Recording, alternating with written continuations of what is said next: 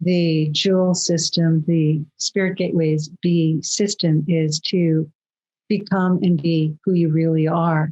And so the Spirit Gateways works with the energetics of yourself, the psyche, your mind, the biological configuration of your own DNA and your own physicality. It works with your connection to the source within you. Spirit Gateways helps to open you to discover your true source of love and power within yourself, and to be able to step through that doorway in yourself. You have to feel the fear and just walk through. And you have to trust that there's more to your life than living in the safe compartments that you've put yourself into. The Spirit Gateways work helps you to end how you ABR, abandon, betray, reject yourself. It helps you to reconnect to your heart center that is the hub of the wheel of you. You get to find the sparkle of yourself, and you literally are able to step through the pain and suffering that you carry and that you've created into the liberation and the freedom of who you are.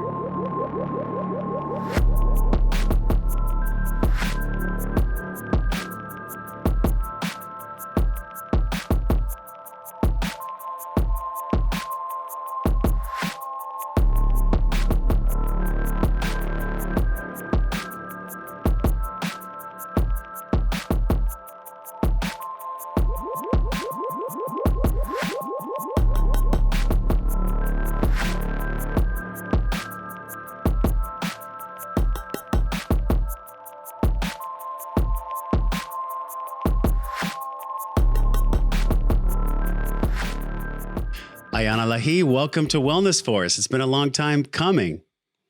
Thank you, Josh. I'm so happy to be here with you. My whole body's buzzing.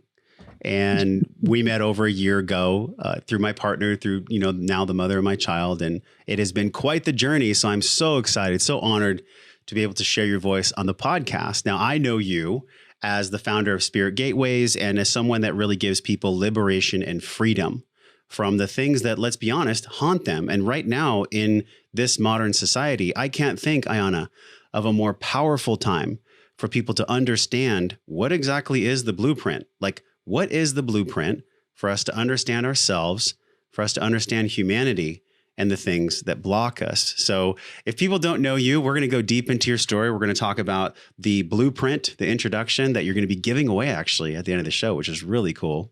But if people don't know you and they've never met you before, how would you explain Iana Lahi at this stage of your journey here on planet Earth?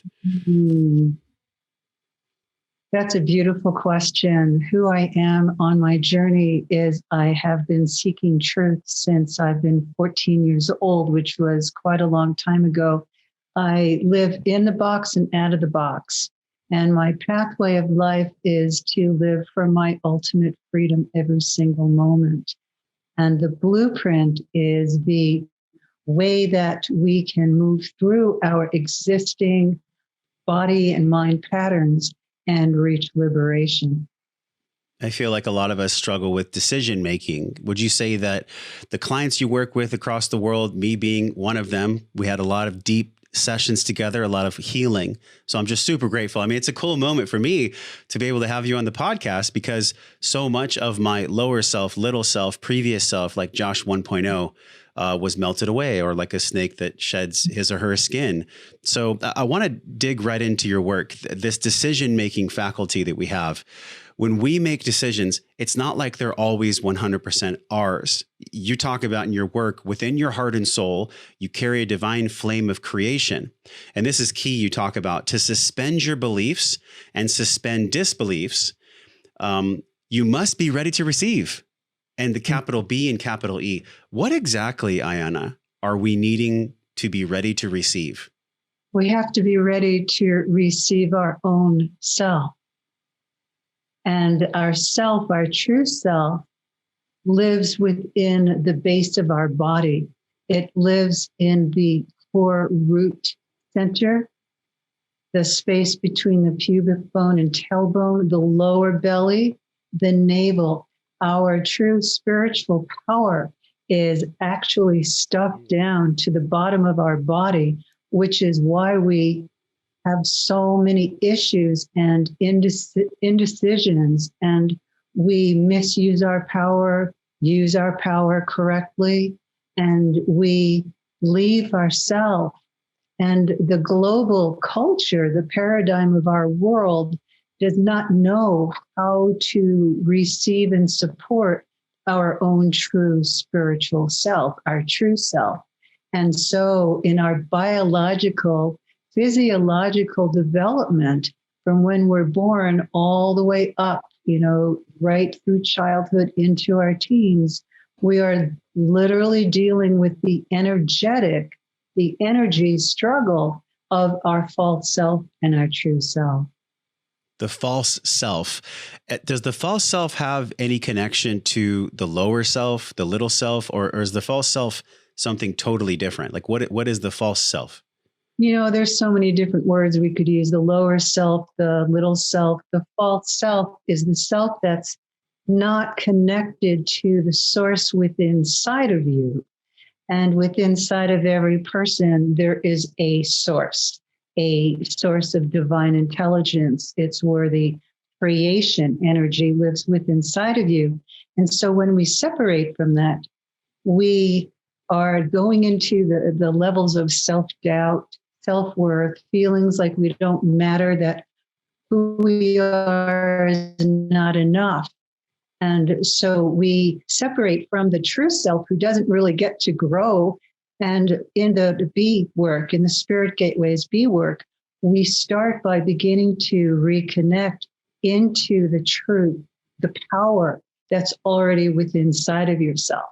You don't have to take on any belief system or, chant anything to find yourself. It's already here. But this is the experience of opening up to find it. You don't really ever lose yourself. You just disconnect from it. And then the false self is the part of you that is the one who's disconnected. And it's the you that is engaged in the world so other people like you and approve of you and think you're fabulous, because that's what you've created to need. Because when we're disconnected from the true self, the false self will do whatever it has to do to be seen, approved, received, and heard. So it creates quite a dilemma for everyone until we have that moment where we think there's got to be more than this. Yeah. Oh my gosh. There's got to be more than this. I'm not really happy, but everyone thinks I'm happy. I look happy. I've got it together, but there's something. Yeah. And I know you've worked with lots of clients that they might have millions of dollars in the bank, but it doesn't always equate to living their true self. And the big piece about this too, like, because of what I know of you, both from working with you and in your books, and in everything that you do at IanaLahi.com, which is going to be in our show notes right now. So if you're curious about Iana, you're watching us on YouTube, just go there right now. Liberation and freedom is it's almost like a buzz phrase that's thrown out there, like how to live a liberated life and how to live freedom. It takes real spiritual courage to be able to live a life like that. And one thing that I love that you've taught me, and also that's in your work, is making clear decisions by being connected to the true self instead of being pulled by what you talk about as the false self. So share with us about brain intelligence, because the intelligence is really between the false and the true. So with brain intelligence, it's like our brain's not only in our head, it's also the intelligence within our body. I think it was Bruce Lipton that once said, the body is the subconscious mind. So share with us your teachings about the brain intelligence when it comes to the unintegrated and the unprocessed emotional trauma that we all experience. Thank you. I love this topic, Josh. This is wonderful. Thank you.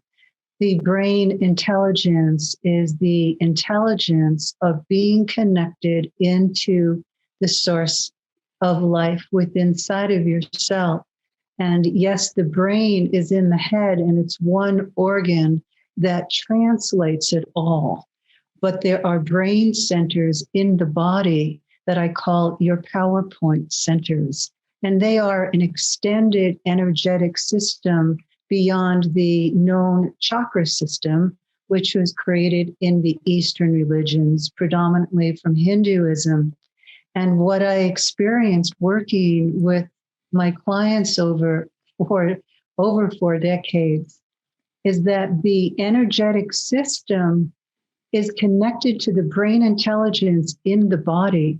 So the subconscious mind is actually in the mind and the body, but the body mind is literally one. It's not separate. So I call full intelligence 360-degree perspective.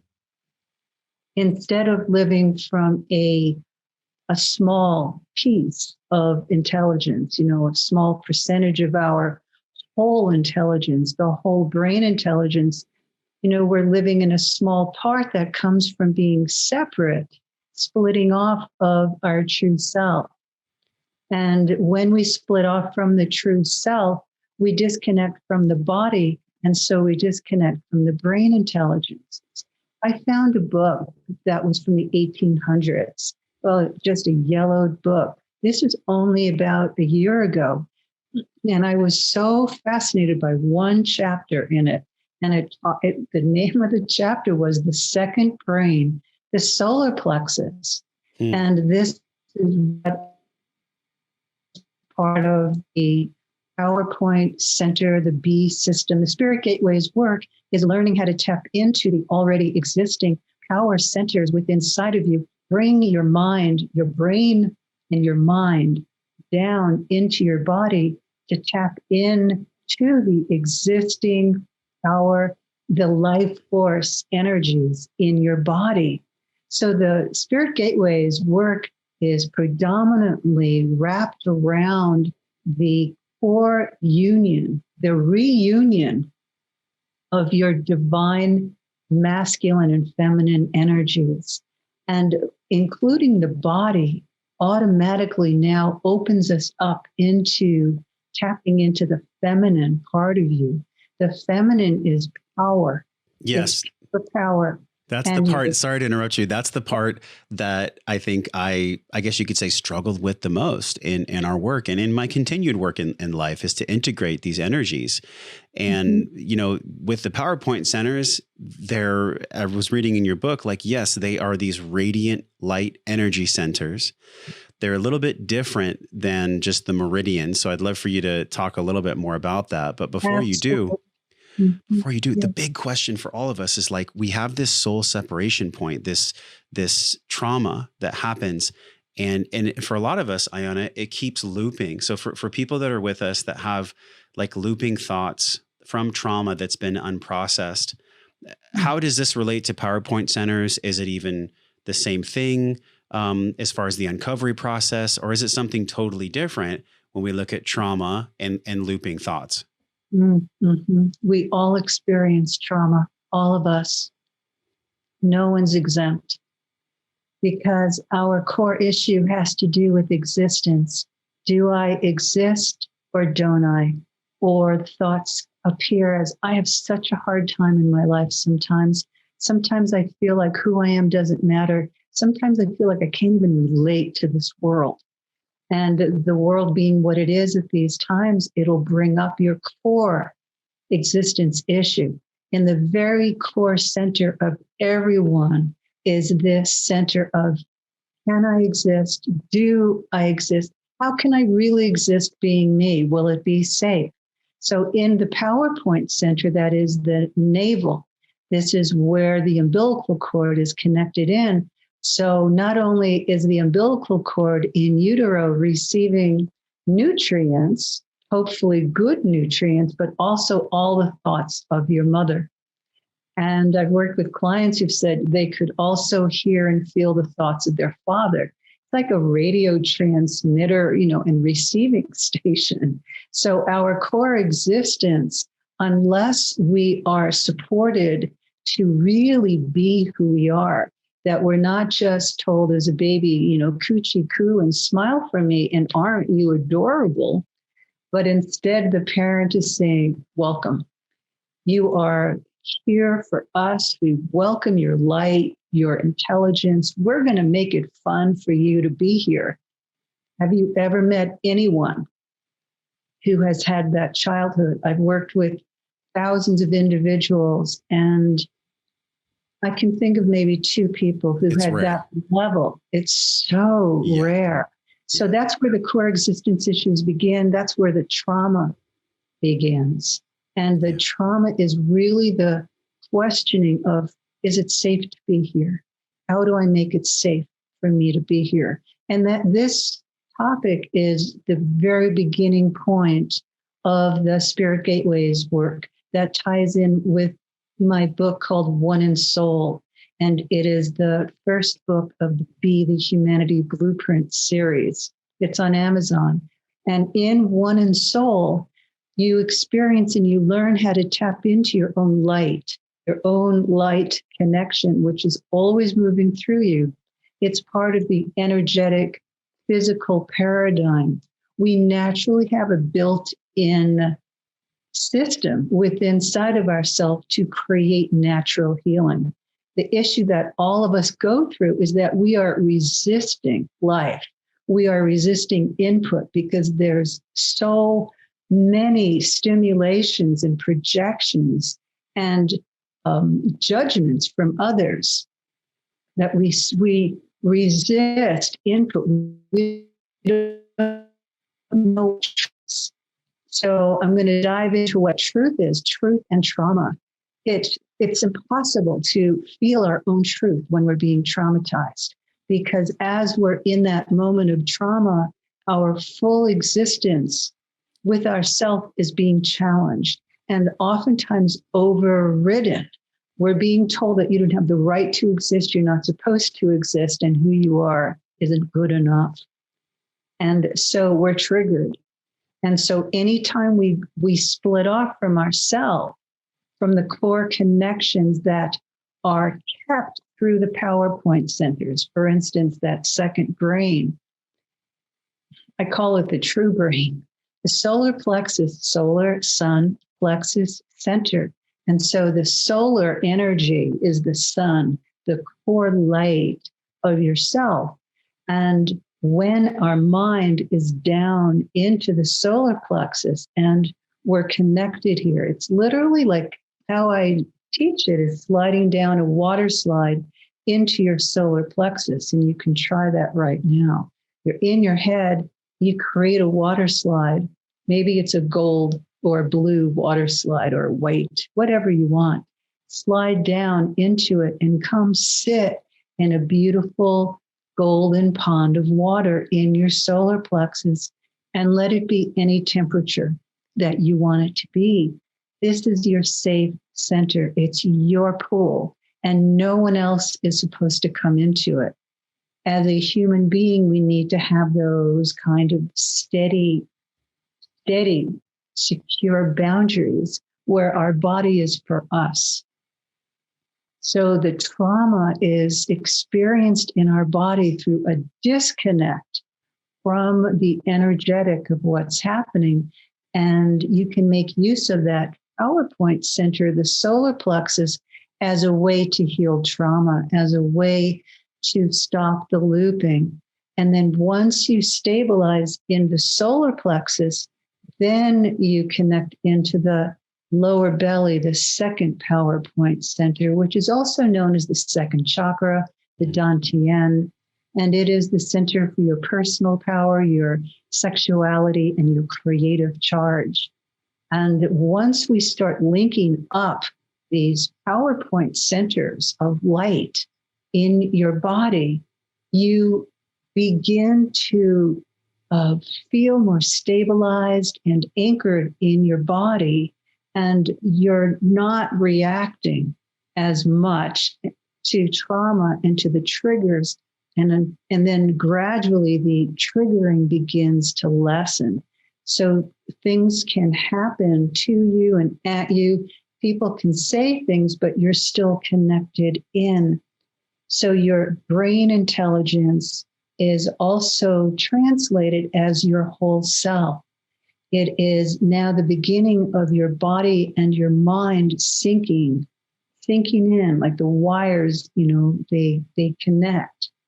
And the process of becoming whole includes opening the heart, looking for the light in your heart. And I recommend this practice so deeply. It's very simple, but you Yes. look for a flame of light in your heart and you keep your mind focused in that spark of light and you let it grow. The light inside of us exists. We It's tap this always light. I'm sorry to open. interrupt you because there's so much So, goodness you've dropped, and you've done such a great job of like connecting the dots to the trauma and the disconnect from self. Later on, we're going to go more into your ABR system, which is really where let's be honest, we abandon ourselves. So that's coming. But before we get there, like there is such a deep amount of reverence when somebody can actually feel at home in their body. And with what you talk about, not only with your be light meditation, but also with the type of really, I guess you could say, inward lens that you give to people. It allowed me, that's for sure. This is back in the middle of COVID. My partner wasn't even pregnant yet, and we were going through our struggles, and we were going through our power struggles as a couple, which is normal. I think a lot of couples deal with that.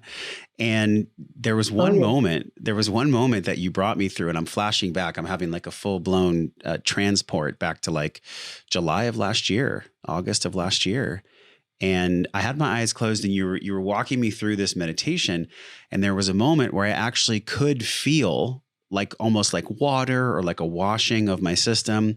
And it wasn't just woo woo.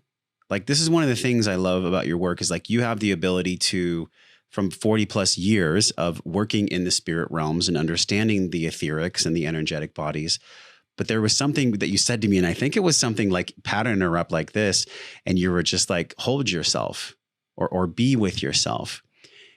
And everybody can understand that. Yet what blocks us? Like for me as a man, I think it was, I don't want to be weak. I don't want to seem too vulnerable. Like, telling a man that maybe hasn't done a lot of work, and I'd done a lot of work before I got to you, it might be very alarming, very vulnerable for a man to actually go that deep and be held by a woman, or even close their eyes and connect with their inner child with the Be Light process.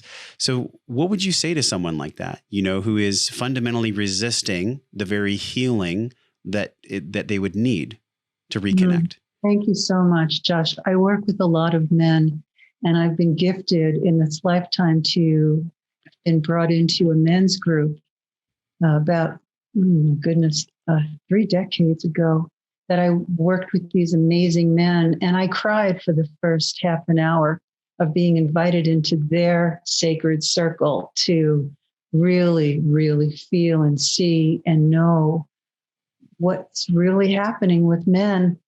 And I bow to all of you men who are on this path of awakening.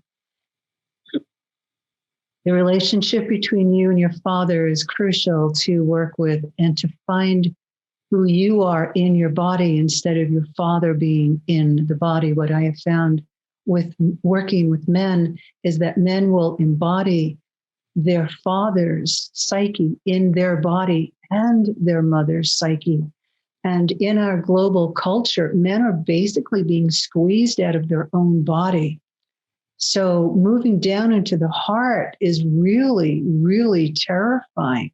The first place to start is to find your inner boy and to see him with love and to become aware of how you relate to your own inner boy.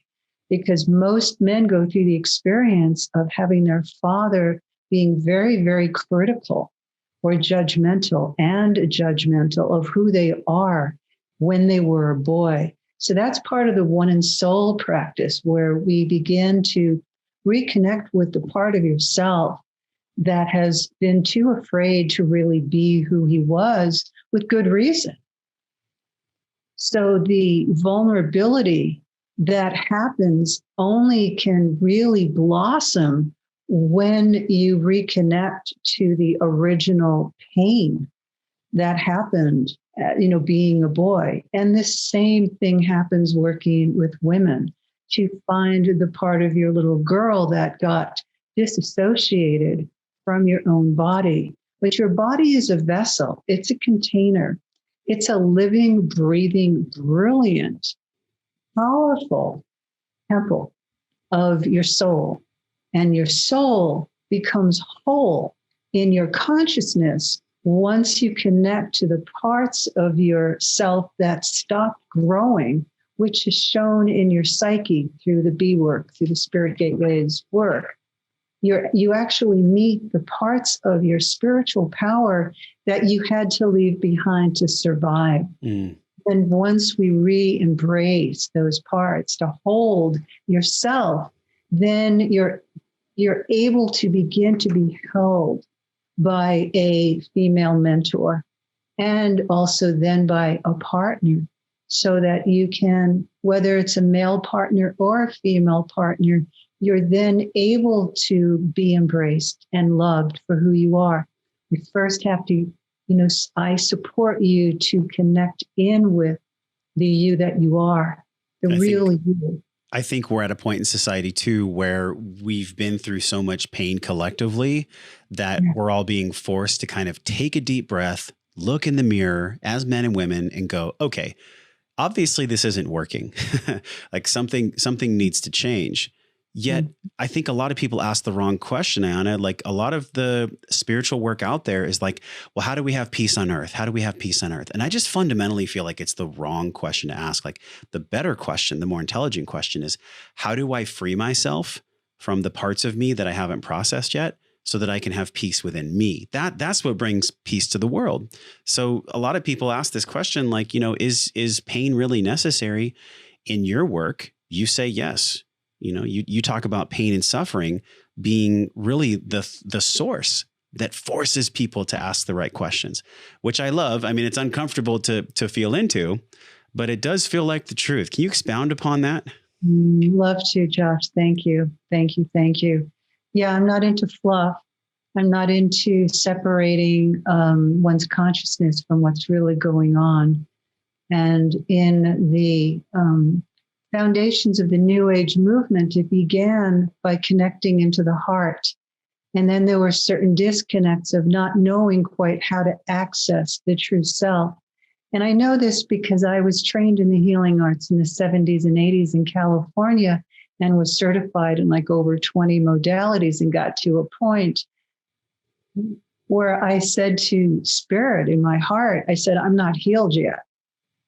I'm not there. I remember I was crying and I said, I need to find the way through this. What is the real answer? Because my original unconscious motivation for wanting to heal and wanting to be healed was peace on earth.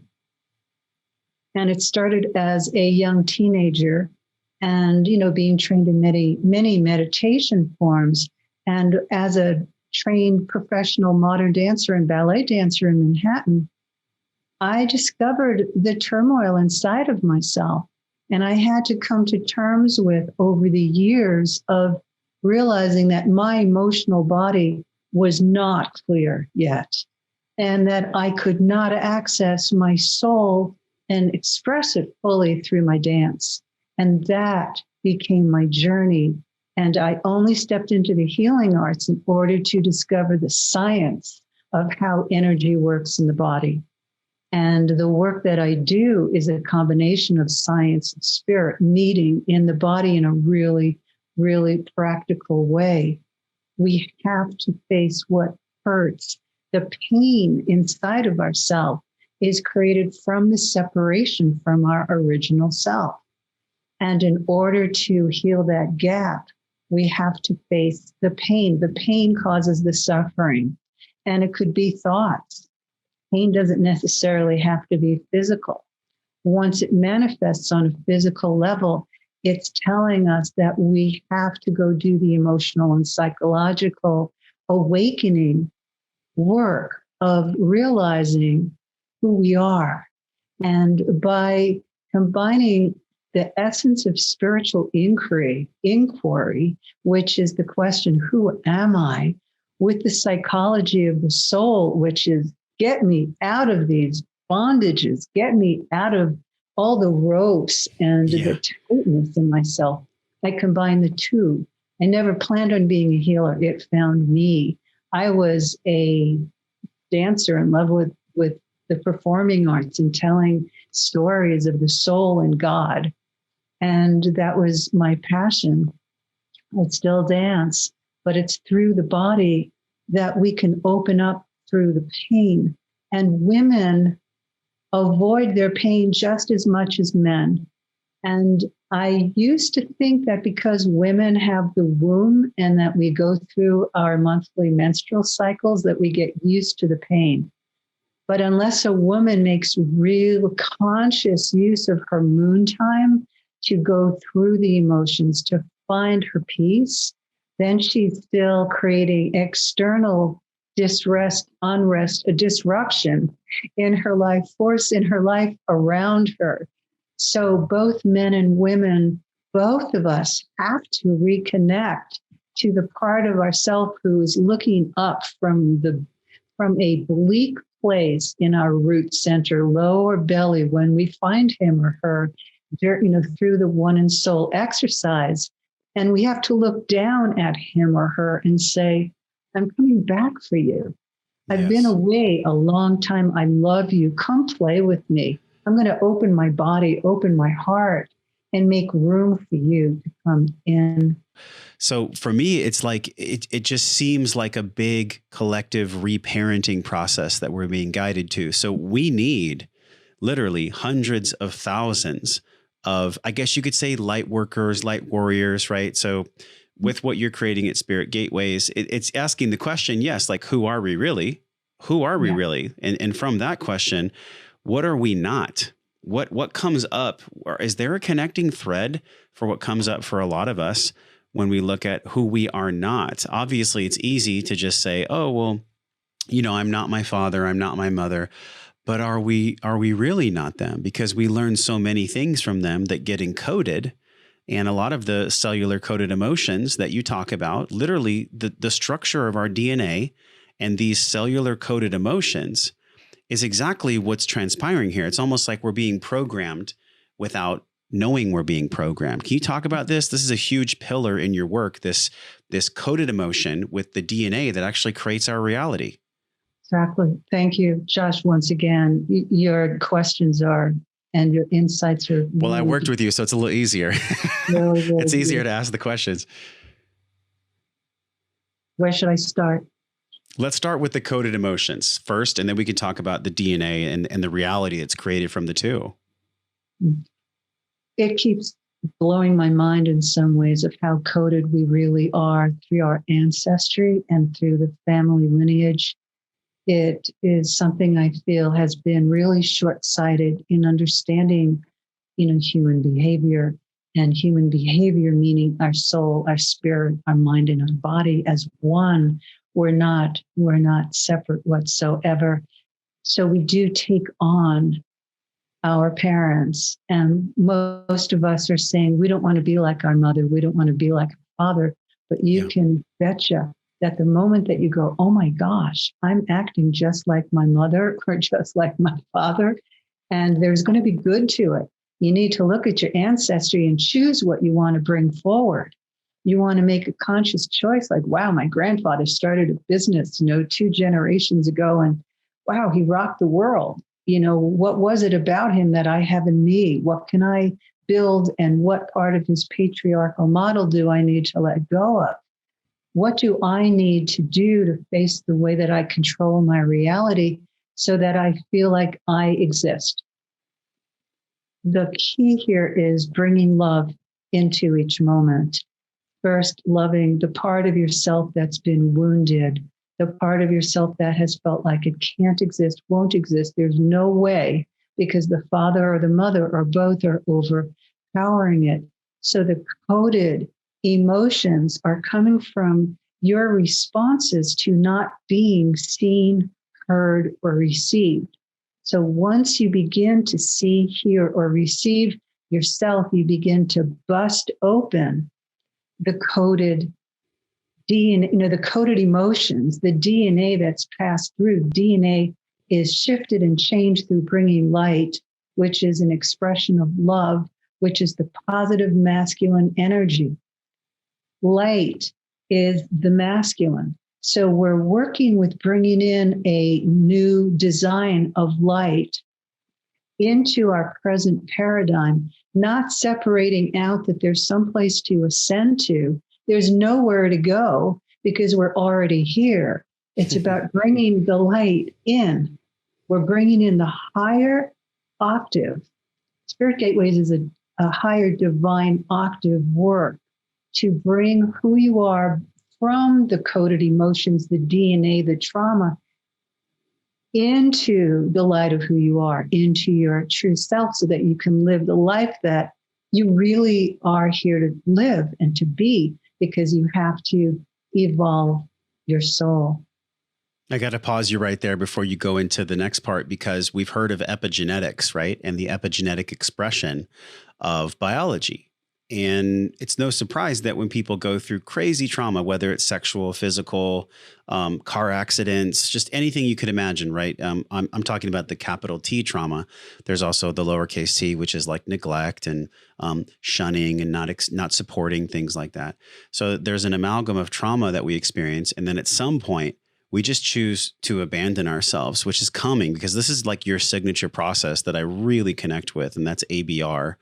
So we talked about epigenetics. You definitely brought up the spiritual science of this epigenetic expression when it comes to the trauma and how that literally codes us and almost brands us like a cattle prod. But what actually happens from a biological perspective with the DNA? So once we're getting these beliefs, we're getting this trauma, we're getting all these things that separates us from who we really are, what's actually happening at a cellular level? Beautiful, beautiful. The nervous system is being overstimulated and it becomes overreactive. The nervous system can't handle trauma. So the nervous system has to be healed through the modalities that you're drawn to. You can choose deep breath meditation. You can choose the Be Light meditations, which include the light and the energies and how they work in the body. You can choose the way you eat. By the biological part of you has to be fed. Either it's fed the trauma and the fear, and if you become addicted to the pain, which I've seen a lot of people do, they do the work with me, but then they cut off. They hold on to the pain of their addiction, and they think the pain is real. And then they expect another person to be the one to end their pain. And they are afraid to really respond to the pain, because then they're going to feel like who they are can't exist. They don't exist, because the big T trauma makes us feel like we don't exist. When we get caught in the dark of our own psyche, we have to spend the time shining the light. And this is part of the One in Soul practice that you can read about in One in Soul. We have to shine the light of our highest octave, which is about 10 to 20 feet above our head. Shine it down into our body where that trapped biological DNA and spiritual part of ourself exists, and literally rescue ourselves. We are ending all codependent behaviors because we are now in an interdependent relationship with ourselves.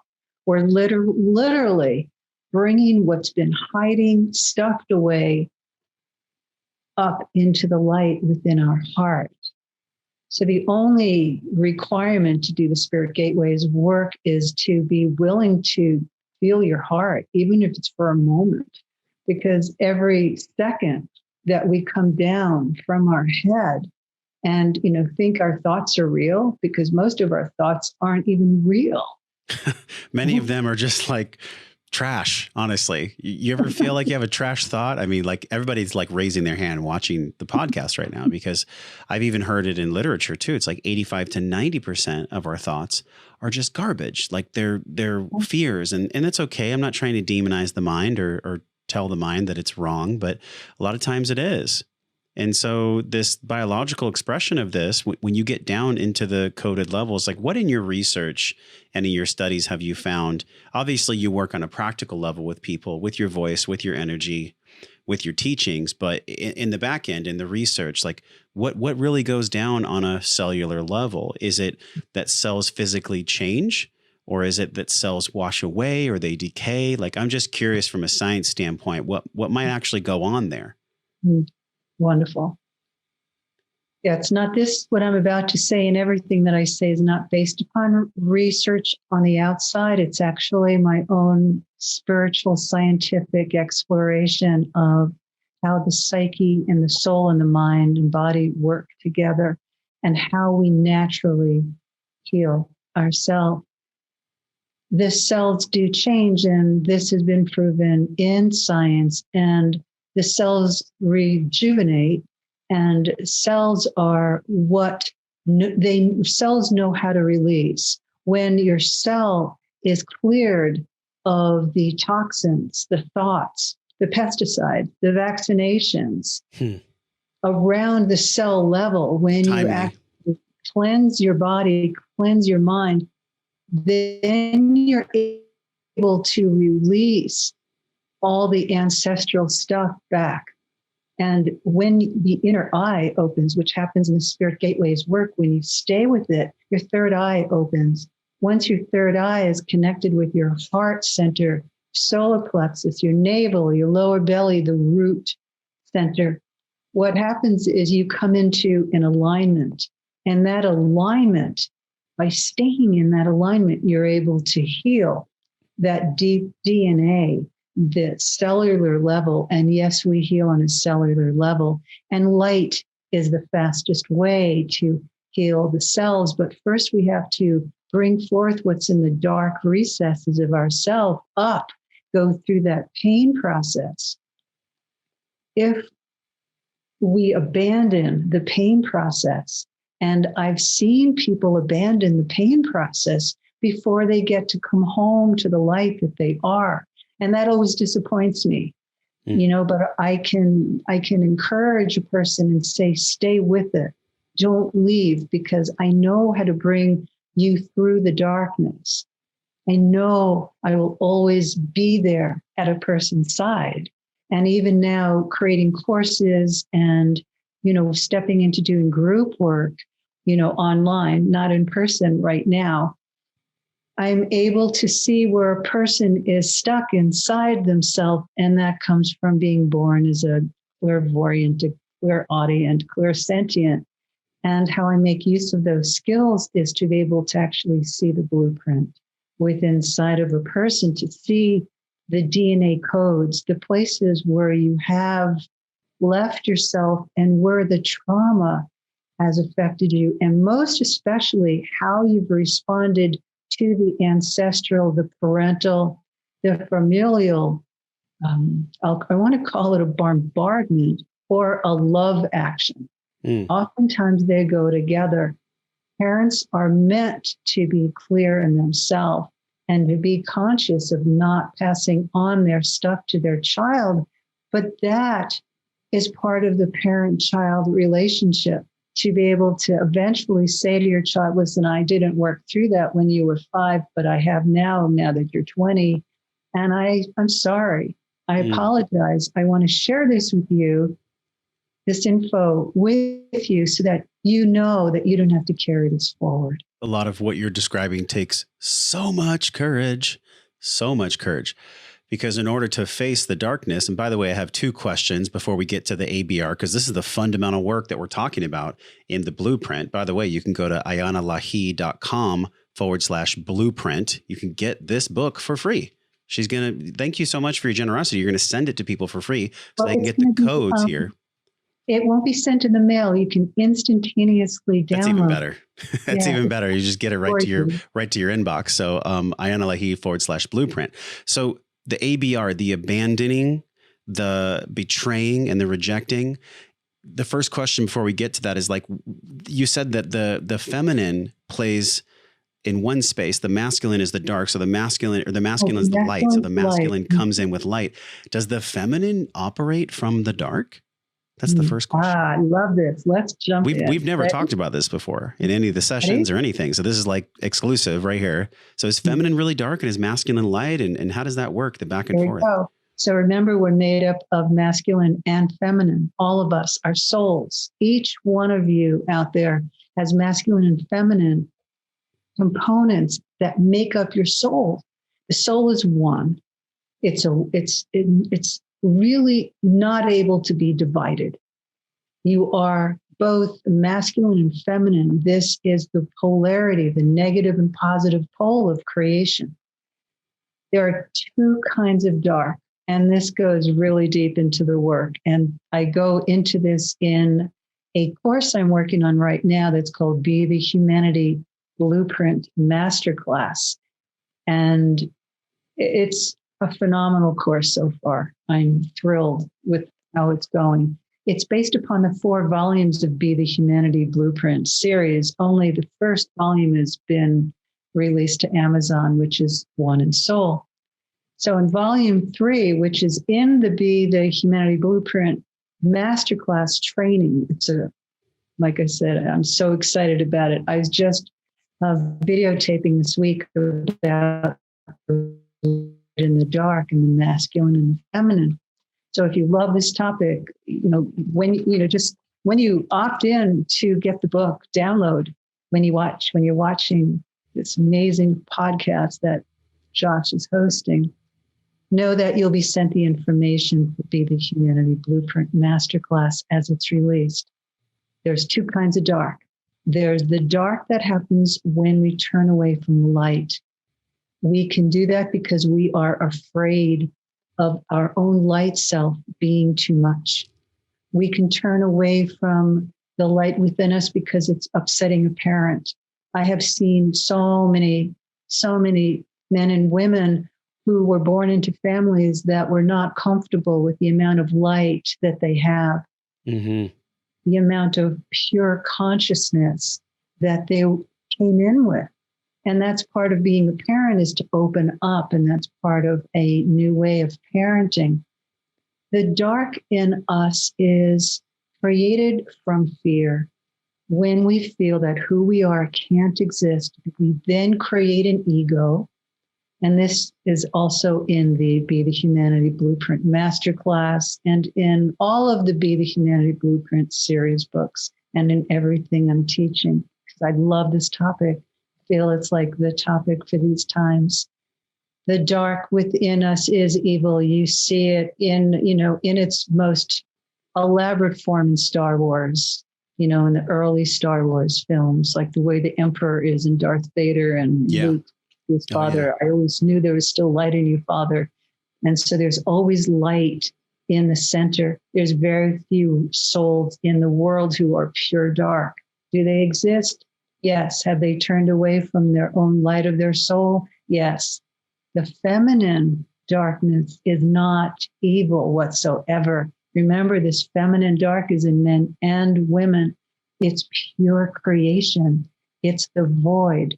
It is the beautiful dark space where all thoughts come from, all creation. It's where our souls originally birthed through.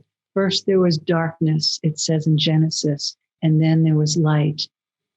The light opened up through the dark. The dark evolved itself enough to find the light.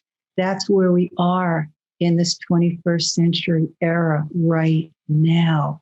It's through the dark within us that we can find the light. And we do that through the integration process of bringing what's been in the dark within us to the light. So the feminine energy must understand within both men and women, but right now, women really have the responsibility to enlighten their own feminine self by bringing up their own anger, their own fear, their own grief. And yes, men too must make use of the feminine energy, which is the power from the earth. It's the light in the core of the earth. There literally is light in the core of the earth that we can pull up and bring up into our body. And that's part of the Be Light meditation.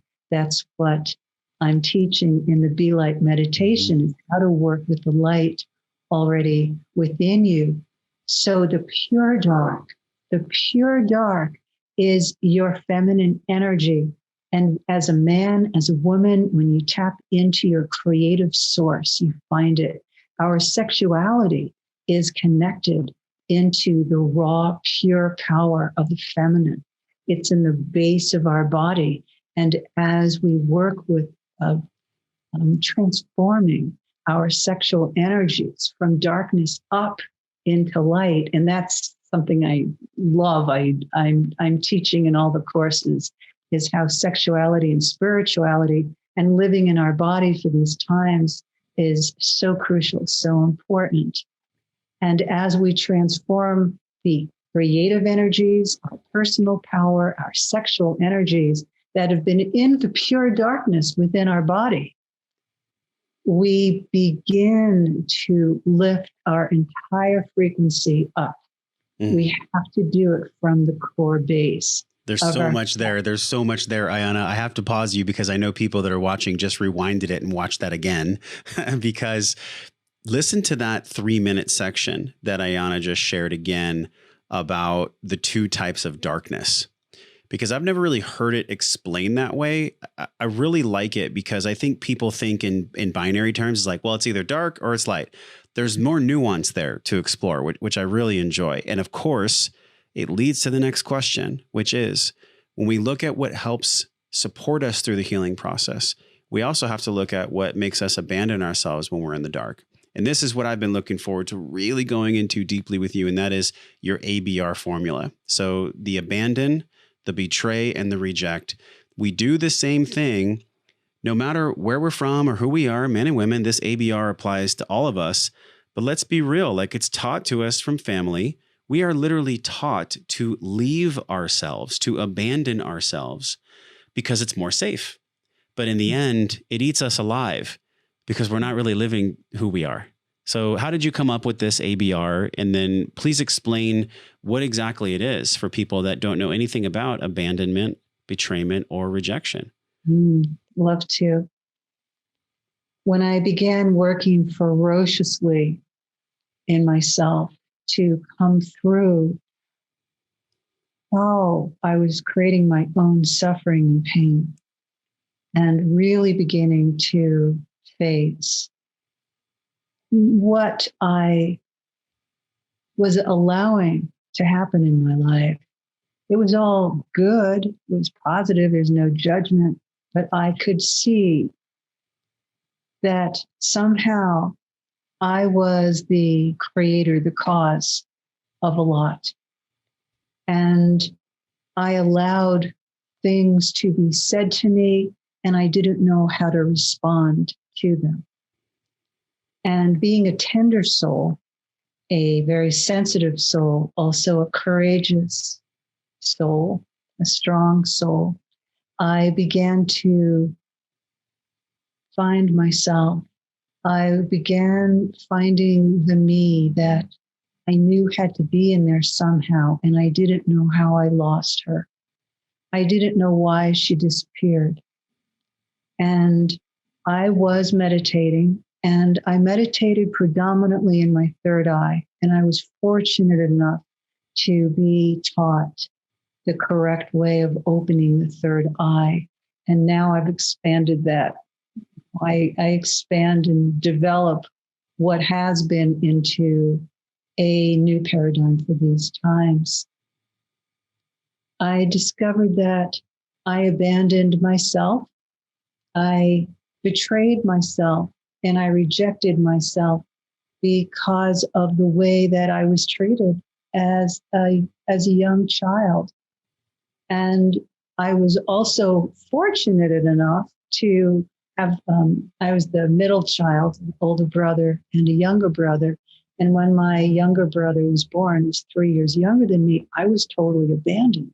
But I got to live in my own inner world of light.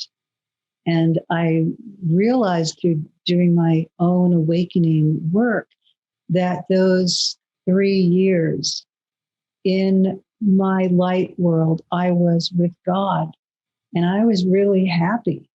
But then I was taken to a psychiatrist at age 4.5 because I wasn't speaking. And the psychiatrist, I can remember what he looked like. And he said to me, and it's the way he looked at me, he said, "You need to start speaking." And it was sort of like, you need to start talking or else. And I just got this message. I can still feel it where it was in my body. And I got it, that I needed to begin to come through.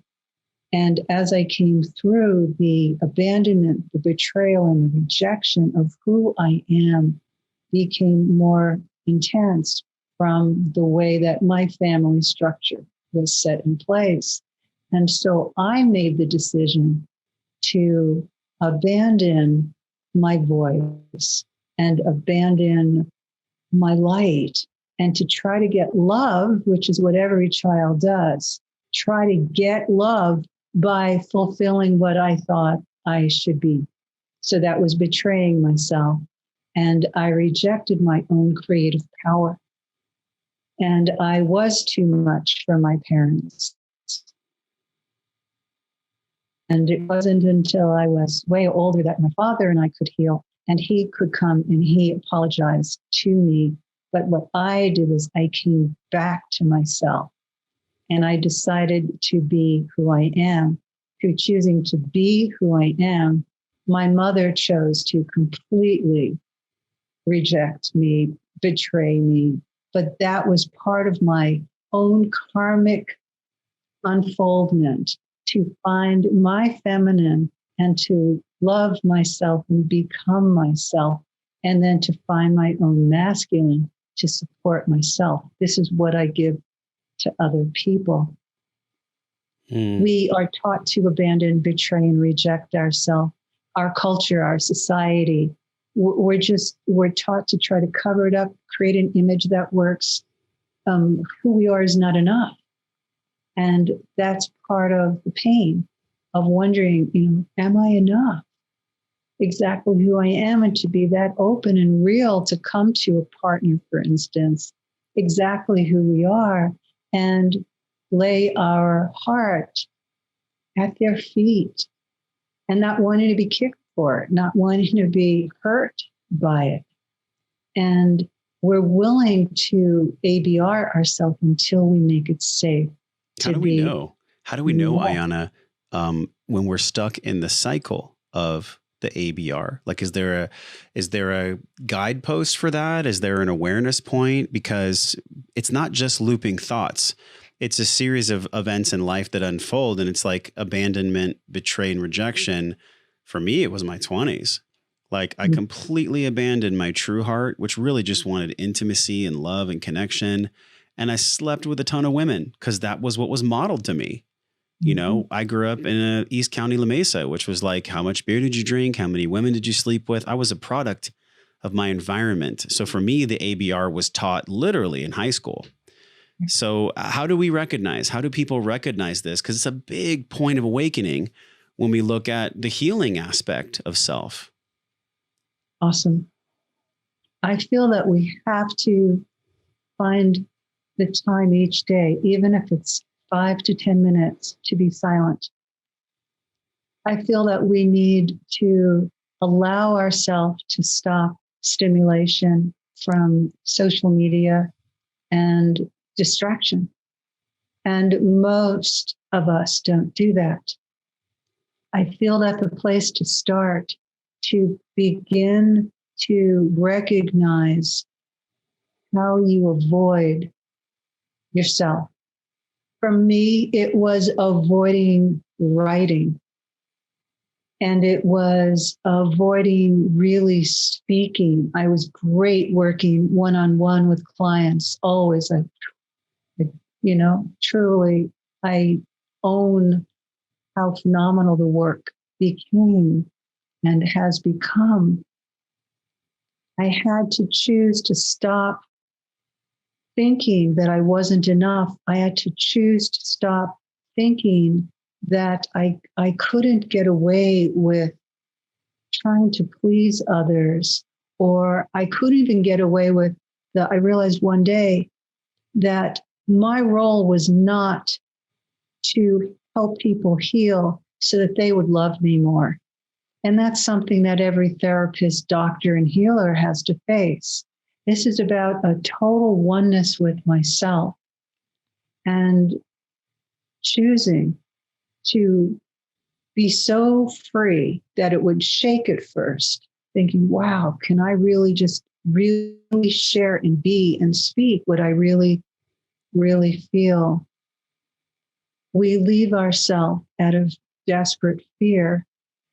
The way to find that place is, yes, through being silent and beginning to ask our heart what it really feels, and to begin the process of the involution. When we hit being human, we've gone through the evolution, from being an amoeba to a fish to, like it's been a long journey. A long Yes, journey that yes. we're evolving. And then we hit being a human and we have evolved. And now we have the choice. Being a human means you're not tied to anything, because the amazing part of that full divine intelligence, the brain intelligence of your whole self, is you can choose to change anything. It's really, really, I think, amazing. And we're always given the chance by the universe to make a new choice. So if you find yourself relating too much to the external and what you are afraid people are thinking about you, or that you are so type A personality that you keep working something and you keep pushing and pushing to be seen, liked, approved of, that's when you know you've left yourself. That's when you know you're in the ABR, when you're experiencing those symptoms almost. Yes, they well, are. Not almost. It's real. And the one big thing I want to go into with you, and this is going to trigger some people, but honestly, I think it's really, really timely. And that is, we see pornography being spewed on children from people like Cardi B with like her WAP song. And we see all this glorification of really sick, distorted sexual energy in the world right now. And that in itself is a byproduct of ABR, but it's a societal ABR. Like, we have abandoned ourselves as a society. We have betrayed the true sacred energy of sex, and we have rejected the real connection of what sex actually is. And so how does society, in your view, after 4 decades, I'm sure you've seen this evolution of sickness. How does society and commerce and companies, really take advantage of people with this distorted sexual energy because they've gone through the ABR? It's literally making money off of people's sickness. I'd love for you to talk about that and offer us some solutions there. Fabulous. Thank you for this opportunity to share. The core belief tied to the distortion of sexuality is self-hatred. And that self-hatred and self-remorse happens through the ABR, where we abandon the essence, the light that's within ourselves that we find in the Spirit Gateway's work. And as we are pushed to leave ourselves and we are sexually used in this global culture, people are taught to use sex as a way to get filled up because they're on empty, because we're taught as a global culture to leave the spiritual power that we are and to receive, get, take, rape the spiritual power that's in someone else. And we lose the human connection of the right word here? Total oneness. We have left oneness, total being, so completely that we don't know. The global mind does not know that it is hurting someone else because it has lost connection to its feminine, which is the earth, which is the power of creation. It is the source where all life comes from. The ego mind has developed because we have developed the ego. We create the ego in the moment when we feel as a young child that who we are can't fulfill the expectations in our surrounding environment. And so we create the ego. The ego's position will now be to push down the sexual power that's connected to your core essence. The sexual power within us, the sexual energy, is literally connected to God. Another word for that is source creator, infinite intelligence, the one, whatever that word is. Mm-hmm. Your sexual energy is the creative power that unifies the human and divine you. And so because of the enormous split between the divine and the human in this time, and this has been happening for 2,000 years, because of this huge, because of the enormous connection to the false self, to the ego self, what happens is that we discard our connection to God. We disregard the sexual power. We disregard the sexual essence of our heart. We leave our heart, and we have to refine the heart of who we are through honoring the feminine within us. It's honoring our creativity. It's honoring the pure voice of who you are. It's healing the anger within you. And when the anger comes up, not to stop looking at it, but to understand that that anger has been created in you because you haven't been seen, heard, or received. So the ego you, who will grab hold of anything it can for power to show that it's in control, will abuse and use and take sexual energy from wherever it can. And so our mind becomes porno connected because we've lost touch with our own vital energies because we've abandoned, betrayed, and rejected. It's so powerful. And on top of what you said too, there's a brushing off of how severe that the damage really is from pornography. And I have experience with this. I've shared with the audience before. It was 25 years that it ruled my life. And it wasn't about just the climax or, I guess you could say, for lack of a better term, like the ejaculation. It was more, I just wanted to feel safe right here. I just wanted to feel like where I lived was a safe place to be. And so many people watching right now have dealt with this themselves. Maybe somebody in your life is dealing with this right now. What would you say to someone that is feeling the hooks of pornography, that dark sexual energy? What kind of beginning guidance could you give to them? Obviously, they can download the blueprint. Like, listen, y'all, it's a great place to start. So literally, if you're that person, go right now to ianalahi.com/blueprint, start there. But in this podcast, in this conversation, what kind of guidance could you give to someone that's struggling with that? Powerful. Very powerful statement, Josh. Thank you. Where you start is to begin to find the part of you that's in the One in Soul book. That's your step after reading Be the Humanity Blueprint Introduction.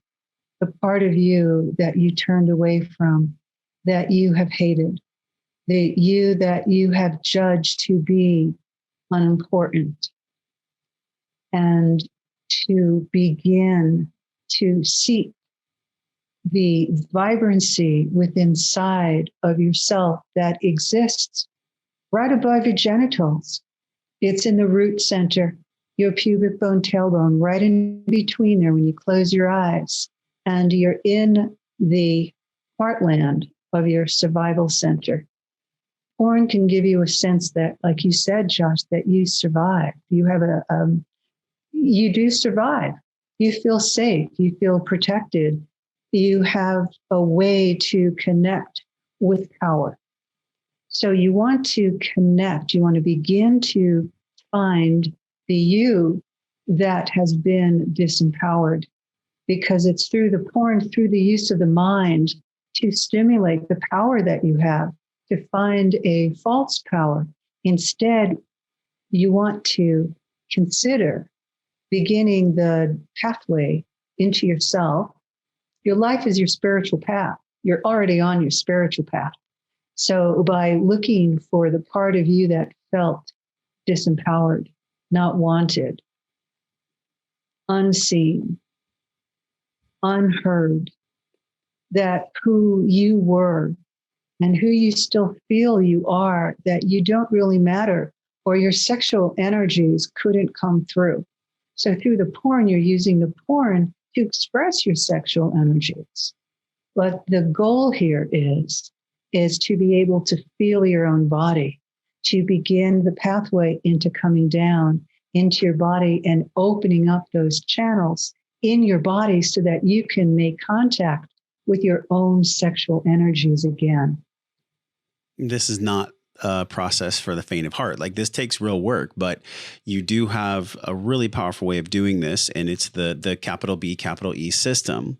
Now, look, what we're talking about today, I know is a very delicate thing, right? So anytime we try to pry away the fingers of addiction, the fist of hatred is going to grip stronger.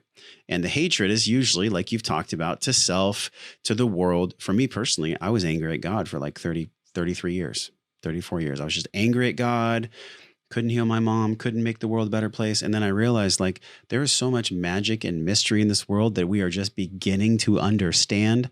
And the fact that, to the degree that I have resistance and anger towards God, and I'm projecting all of my anger and hatred and resentment outside of myself without ever looking at it right here in my own physical body and my own soul, that is what is replicating. And that is my greatest concern with society at large right now, because so much of our anger and our resentment is projected out, but we are never taking the time to look at it within. And you talk about discovery, awakening, and integration. So discovery process in your system is to find who you really are.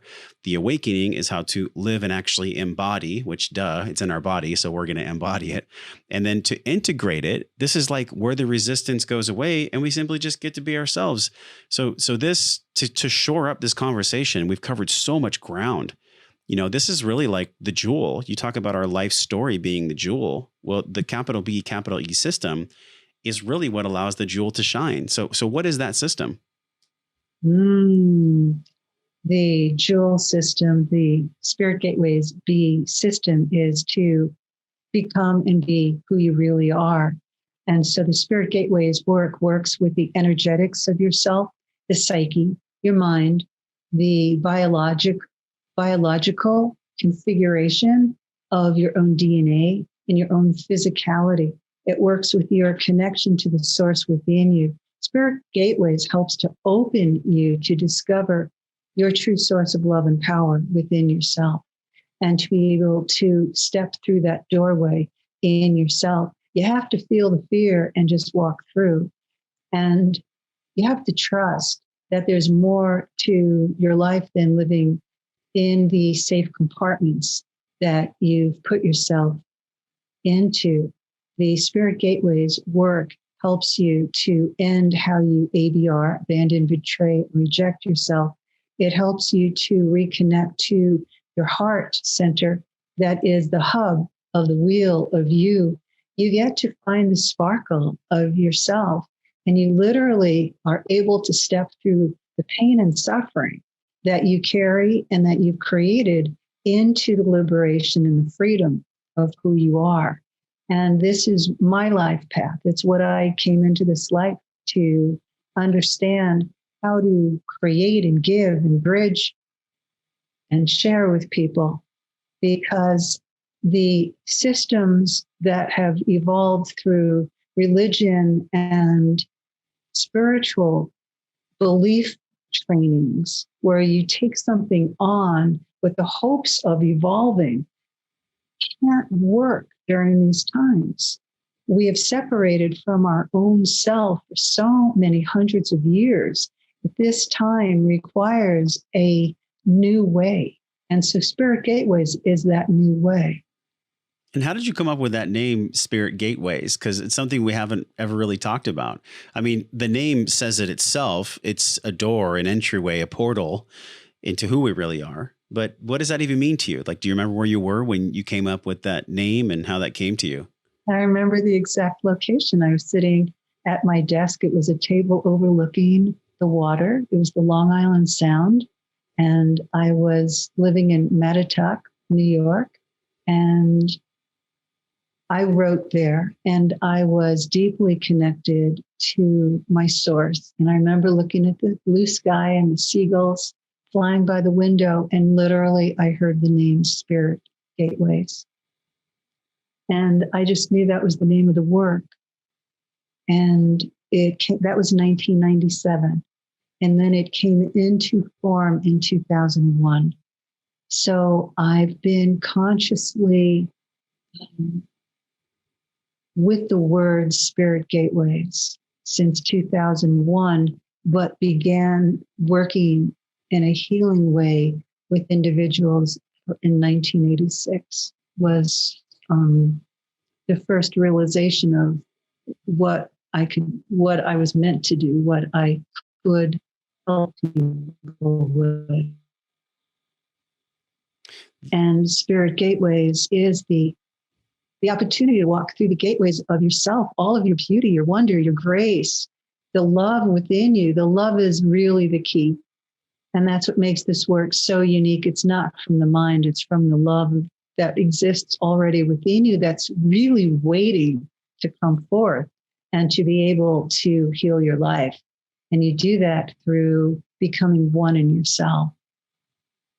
Which is not always an easy process. Now, you have a way of teaching it that's simple, but it's not easy. It takes a lot of courage to do it. And like the crowning jewel, as we round out this conversation, which has been so rich, I know people watching have rewinded it probably and listened to concepts again. So post in the comments on YouTube if you have any questions, or wherever you're watching this. Just, this is an active living library resource. You know, Iana and I have had a special coaching relationship where there was a lot of guidance. And I would say that with her teachings, as well as a lot of different support that I've received, I've been able to really ask this question. And this is the biggest question I'm going to ask you. And that is, what does humanity need most right now?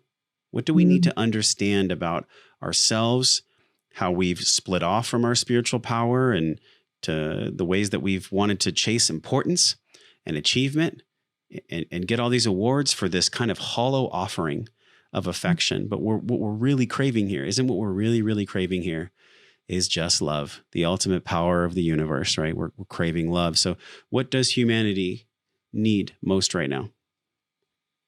I think that you just answered the question, Josh. Humanity needs love, but we have to start with finding the love within ourselves.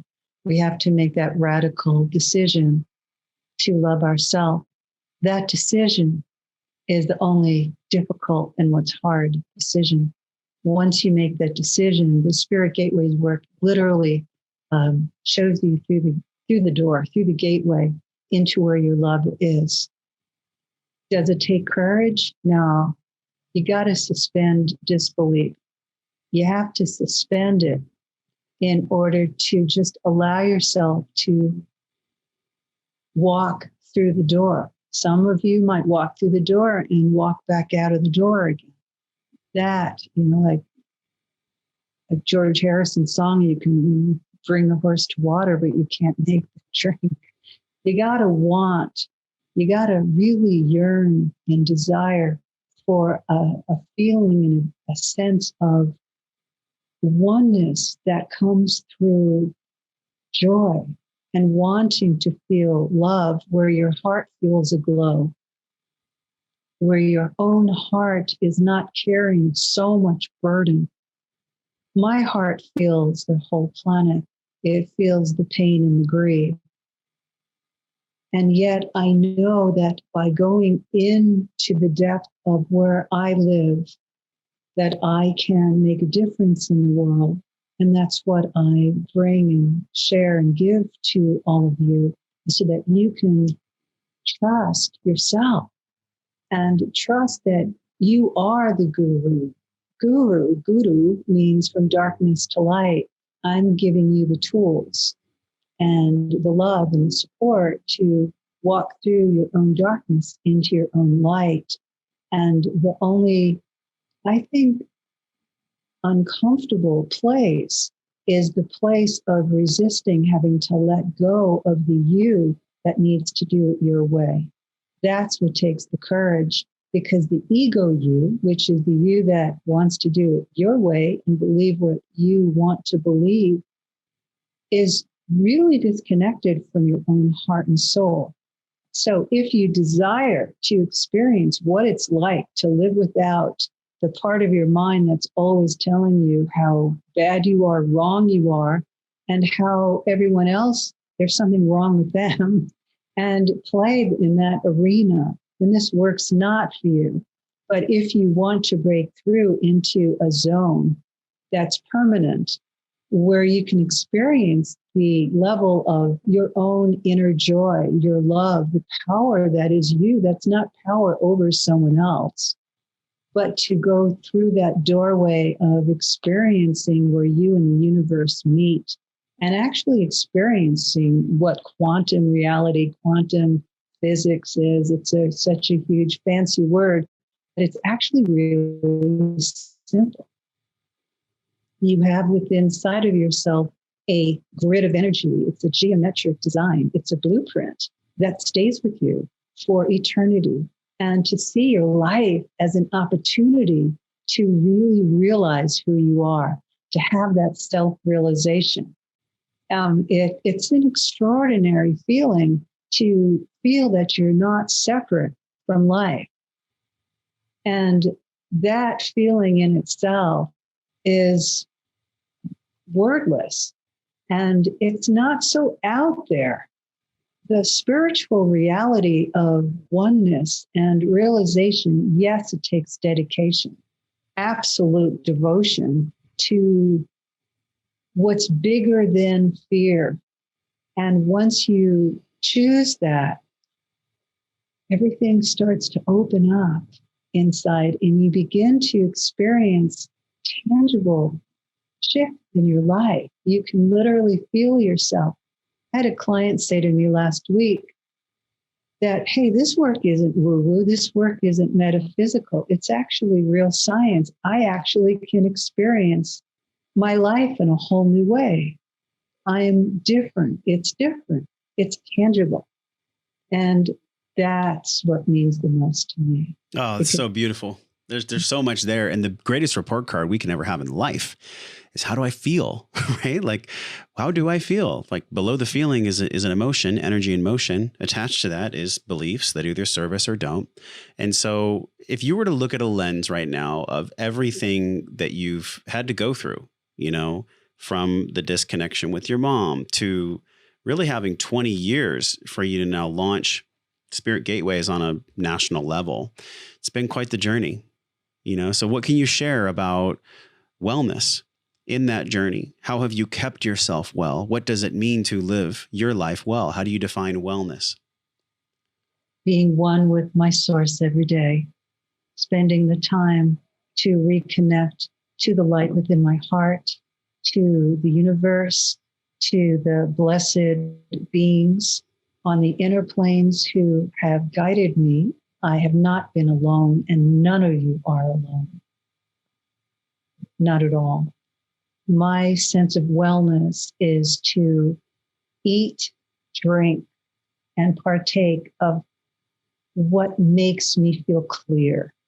When I was 21 years old, I heard an inner voice say to me that I was being asked to end using all drugs, alcohol, no sugar, and eventually it became wheat, which now is pretty common.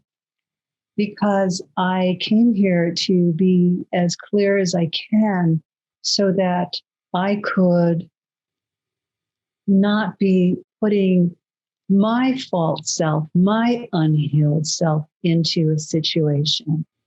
And wellness, what I learned was to trust the truth within inside of myself that had been hidden, to begin to trust my breath, to allow it to move through my body each day, to move, to do exercises, to not disengage, doing yoga, not to fall into the ego form of movement, dance, or yoga, to perform. Being a trained ballet and modern dancer, I was trained to only care about how my body looked.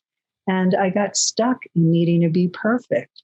So part of my wellness is to not be perfect with everything in my life, to give it my all, to work it, to make sure that I'm communicating clearly. My wellness is about being true to my emotions and taking the time to express them to someone else so it helps them, to not use people because I'm needing to be seen, heard, or received, but to truly remember that, I am the giver of light, of everything that I have found in myself. I want to help to uplift and ignite and activate others. So my wellness is connected to my time with God within me, to understand that the source of life is within us.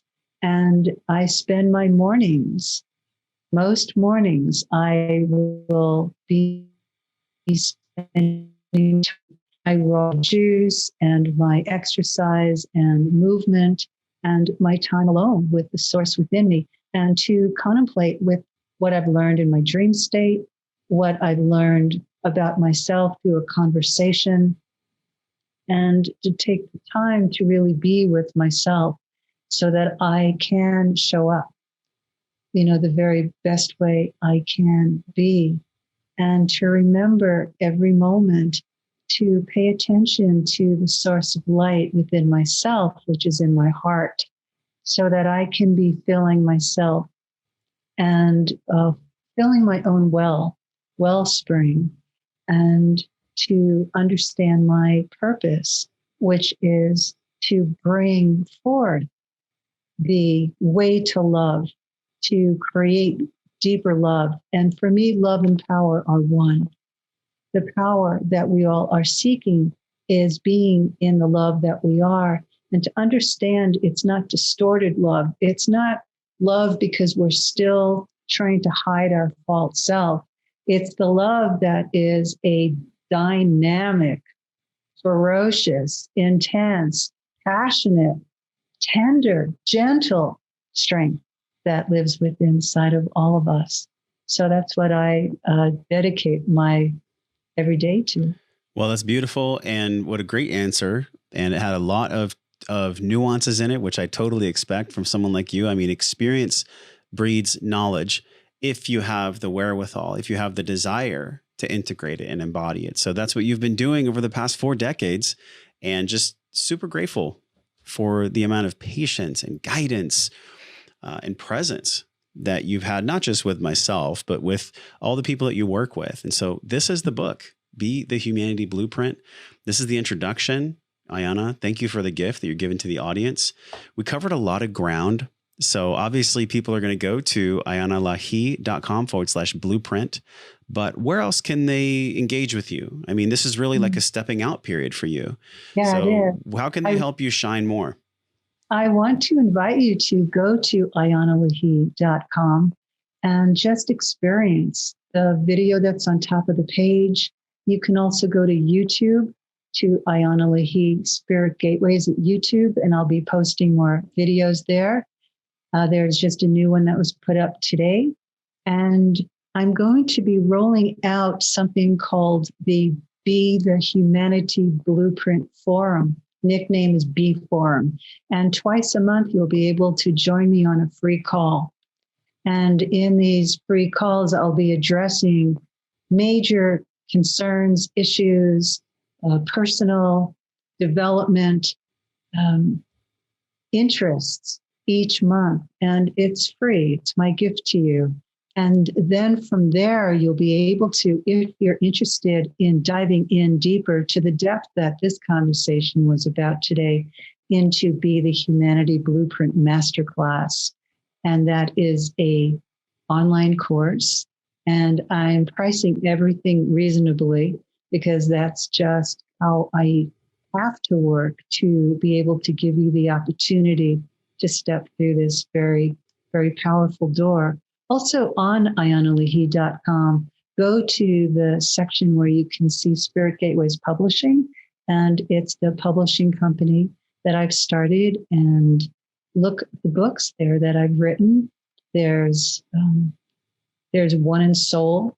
There's a book that's coming, and it should be out there on Amazon, hopefully by beginning of May of 2021, and it's called God, Sex, Poetry. Ooh, that sounds fascinating. God, Sex, yeah. Poetry. Yeah. Yes, I'm wonderful. a poet and an author and a speaker, and reach out to me. You can write to me at ianalahi@gmail.com, and I'd love to hear from you. And I'm open to receive your request if you'd like to work with me one-on-one as a mentor. I would love to hear from you. Well, be careful because now you're going to get a flood your way. So you guys, if you are interested, look, there's this term that we hear about that's called resonance. And as we say goodbye, I just want to leave with this note in everyone's mind and heart. If you hear a tone that resonates with you, you are more naturally inclined to go seek more of that tone. And so if Iana has hit a tone in you, she resonates with you, follow the gateway. Just follow the gateway. Just trust yourself. Follow the gateway. Download the guide. Seek out her guidance. Iana, deep bow. Thank you for coming on the show. Thank you for being my teacher on the path when I needed a teacher like you. And so I'm wishing you so much love and wellness. Iana and I both are wishing you so much love and wellness. And until we see you again, we're wishing you all the love and wellness in the world. We'll talk to you then.